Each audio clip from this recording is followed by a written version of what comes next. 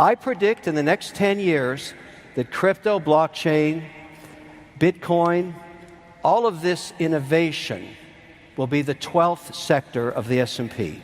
Bitcoin 2022 has begun in Miami, Florida.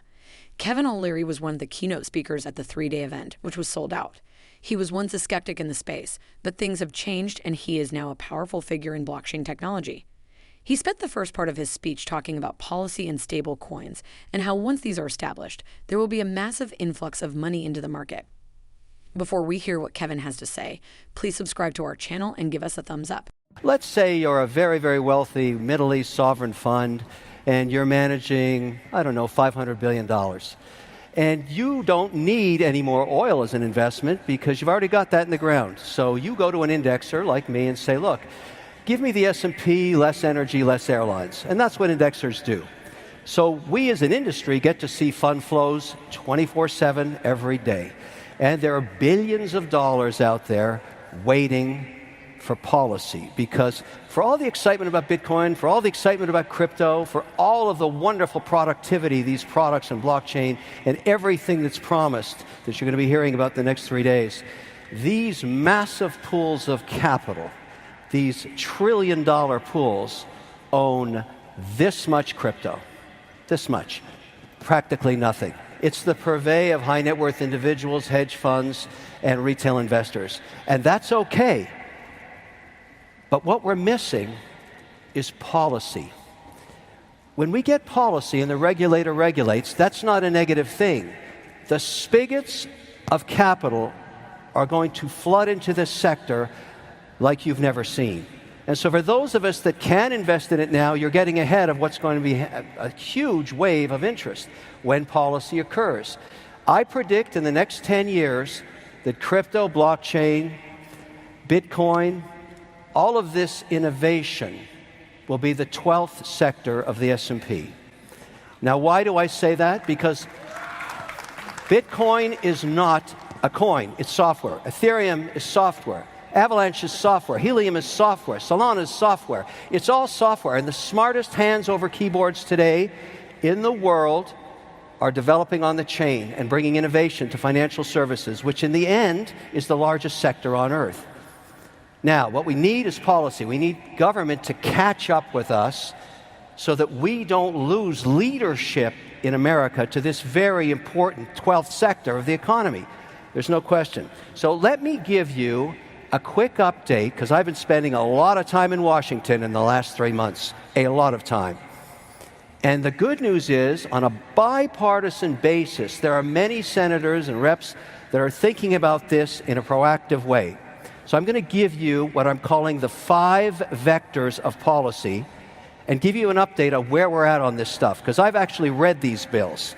They're big. A lot of reading, a lot of bedtime reading here. But there's a lot of good innovation occurring. Let's start with the big daddy bill that's coming out of Cynthia Lummis. She is coming here on Friday to give a keynote. This is a very important milestone, to have a senator come here and address this important sector with a bipartisan mandate. That signals that regulation is coming, and that is a good thing. That's vector number 1. Vector number 2, the president himself, in his direct order, his executive order, talked about crypto as something that he wouldn't make illegal. That was the most important message in there. But there was also a concern about climate change, which I'll get to in a minute. Then there's BlackRock, the Larry Fink mandate that has discussed this sector as well, also a concern about ESG and climate change. Last night at 6 o'clock, Bill Hagerty dropped a bill. 2 pages. I spoke to the senator last night. A 2-page bill that would make stablecoins legal. This is a genius piece of legislature. If it's 2 pages, every senator can read it. And it's very simple. What this says is this. Why is this any different than a money market fund? Why can't we have a simple audit every 30 days with the underlying security inside of it, whether it be USDC or any other stable coin? And why can't we limit the duration of the asset to 12 months or less? And then why don't we let the market compete to provide stablecoins, which are now way past $100 billion, and allow institutions to put this on their balance sheets. 2-page bill.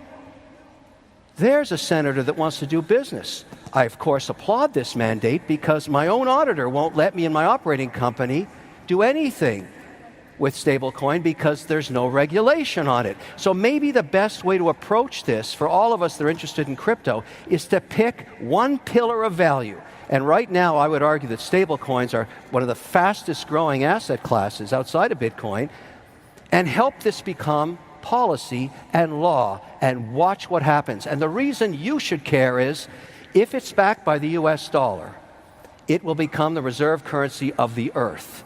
That's what will happen. And why would we want to give that up to any other country? Why would we ever give that innovation up? So let's regulate this. Let's get behind this bill and make it happen. And I'm not asking the federal government to write one line of code. That's not their job.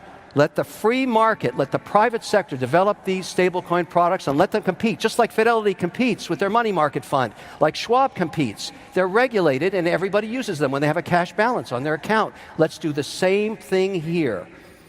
That way, we have the innovators coding and we have the government regulating. That's a great outcome. What do you think about what Kevin has to say? Please let me know in the comments, and don't forget to like and subscribe. Thank you for supporting us, and see you in the next video.